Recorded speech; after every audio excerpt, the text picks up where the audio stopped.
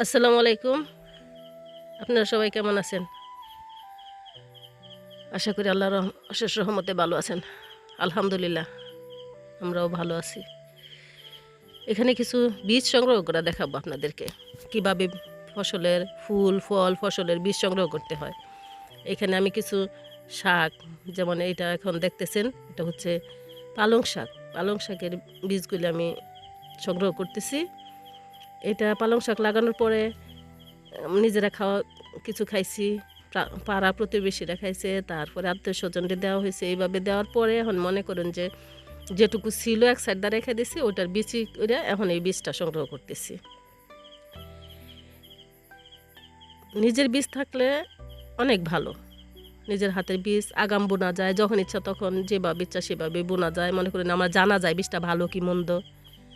এই জন্যে আমি সব কিছুই চাই নিজের বীজ রাখতে, সব সময় নিজের বীজ দিয়ে ফসল করার চেষ্টা করি। যা তারপরে যেটা নিজের না থাকে সেটা তো কিনে নিয়ে আসতে হয়। যেমন মনে করেন আমার বিটরুটের বীজ ছিল না, আমি সেটা অনেক দূর থেকে আমার হাজব্যান্ডকে পাঠিয়ে দেওয়া সেখান থেকে আনাইছি বিটরুটের বীজটা। অল্প একটু 10 গ্রাম বীজ নিয়ে আসছে 380 টাকা মনে হয়। অনেক আচ্ছা, দাম যায়নি, কিন্তু বিটরুটের আবার যে কয়টা বীজ দিছি সব কয়টাই গাছ জ্বালাইছে, গাছ হয়েছে, বিটরুট হয়েছে। কিন্তু কিন্তু বিটরুটের বীজ যে কীভাবে সংগ্রহ করে সেটাই তো জানি না। বিটরুটের গাছ রাইখা দিয়েছে অনেক দিন, সেগুলি বড় হয়ে এখন ফাইটটা যেতেছে, কিন্তু বীজ গাছের মধ্যে আসতেছে না। এটা তো জানি না যে কিভাবে হবে, এটা কোনো দিনও করি নাই, এই প্রথম করলাম এইবার। এই প্রথম করার পরে এখন বীজ কিভাবে হয় সেটাও জানি না, যার কারণে ওটার বীজ নিতে পারছি না। এখানে যে পালং শাকের বীজ নিছি, কিছু মূলা শাক, তারপরে বোত্তা শাক, এগুলি আমি নিজে লাগাইছিলাম, ওগুলির বীজ রাইখা রেখে দিছি। যেগুলি লাগাই সেগুলির বীজ আমি নিজে সংগ্রহ করে রাখি। কিছু কিছু ফসল আছে বীজ মানে বীজই হয় না। যেমন আমার খুব ইচ্ছা যে আমি পেঁয়াজের বীজ করব, কিন্তু পেঁয়াজের বীজ যারা সবসময় করে, যে দেশের মানুষে তারা জানে। আমাদের এলাকায় পেঁয়াজের বীজ কেউ কখনো রাখেও না, কিভাবে রাখতে হয় সেটাও জানি না, যার কারণে যে পেঁয়াজের বীজ রাখতে পারি না।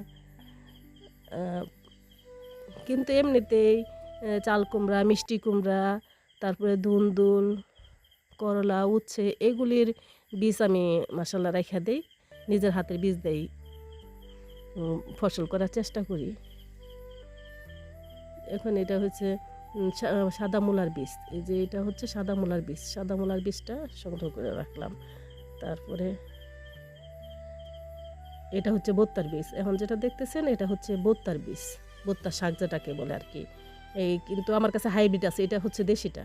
হাইব্রিডটা আছে, সেটাকে এখনও কাটি নাই, কাটলে পরে রোদে শুকায় তারপরে হারভেস্ট করতে হবে। এটা হচ্ছে দেশিটা, যে দেশিটার বীজ।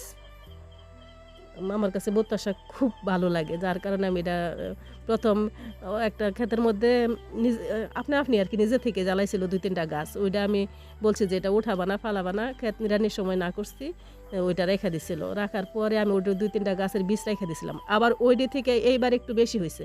এখন মাসাল্লাহ যে বীজ হয়েছে এটা দেহেরা মনে করেন যে 1 বিঘা জায়গা করে ফেলান যাবো, সমস্যা নাই। প্রচুর, মানে খুব ছোট ছোট, এত ছোট ডাটার বীজের চেয়েতেও অনেক ছোট এগুলির বীজ, ডাটা বীজের থেকে অনেক ছোট এই বীজগুলি হয়। আমি কোনোদিনও এটার বীজ নিচ্ছি না, এই প্রথমবার নিলাম।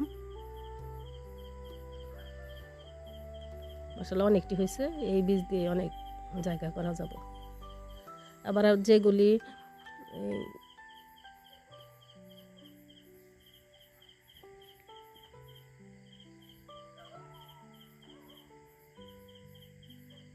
হাইব্রিডের যে গাছগুলি সেগুলি আছে, সেগুলি এখনও কাটা হয়নি।